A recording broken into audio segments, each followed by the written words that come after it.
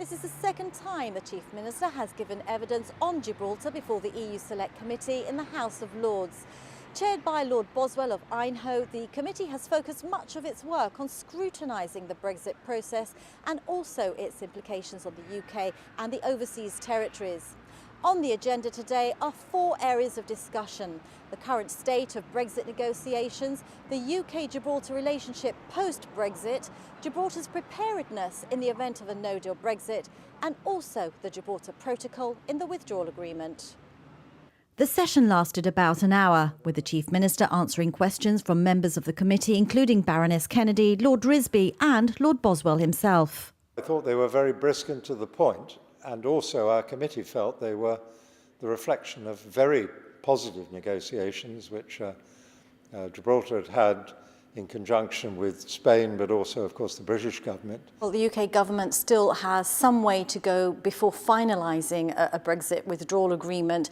Would you say that Gibraltar is probably, one of the biggest success stories to come out of these negotiations? Well, I think so. And if I can just say, as my final comments, I found it remarkable that given that Gibraltar is almost defined in its history by the siege, when the Chief Minister can say, well, we haven't felt it appropriate to have to do food emergency planning for food supplies, I thought that was a remarkable reversal of fortune because, of course, that's the kind of issue which is very current in UK at the moment, or discussed. Last year, when the Chief Minister updated you for the first time, you concluded that the UK government had a moral responsibility to protect the rights of Gibraltar. Are you satisfied that that's been achieved? Yes, I think in short we are, and certainly that appears to be the Chief Minister's view.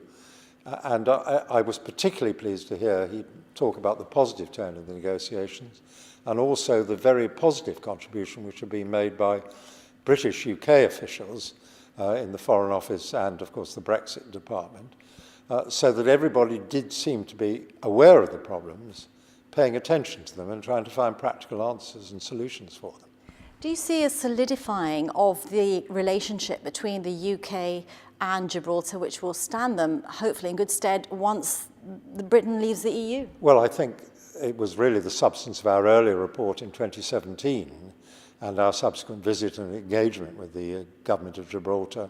Yes, we think that's very important. Some of it will come through the mechanism of the Joint Ministerial Council on EU negotiations and the understandings which were reached and published after the March meeting. And we did ask the Chief Minister about that. Of course, there's been a lot on the way, but some of it is about Gibraltar-UK understandings. And I think, again, everybody in the British administrative system understands that that is important. And as the Minister, Robin Walker, when he's come to us, has regularly said, I think rather elegantly, we are all conscious of the need for the British family to work together and get constructive overall solutions. Well, I thought it was important to ensure that we set out clearly, as much as I have been saying in Gibraltar, to this particular committee that has taken such a keen interest from the first moment that it was constituted to ensure that the interests of the people of Gibraltar were properly protected and reflected in the upper chamber. Very different tone to a year ago when you last here. Lots of concerns raised back then. Do you think that you have allayed those concerns? Well, I think that the Lords have understood, in particular in this committee, what the issues could be, and that's what they were doing last time I appeared before them, really flagging up all of those issues that we were all aware would be the issues in contention and the issues of concern as we approached the negotiation. And today they've wanted to ensure that they ticked off in respect of all of those issues that they'd raised and understood where we had got to in dealing with them.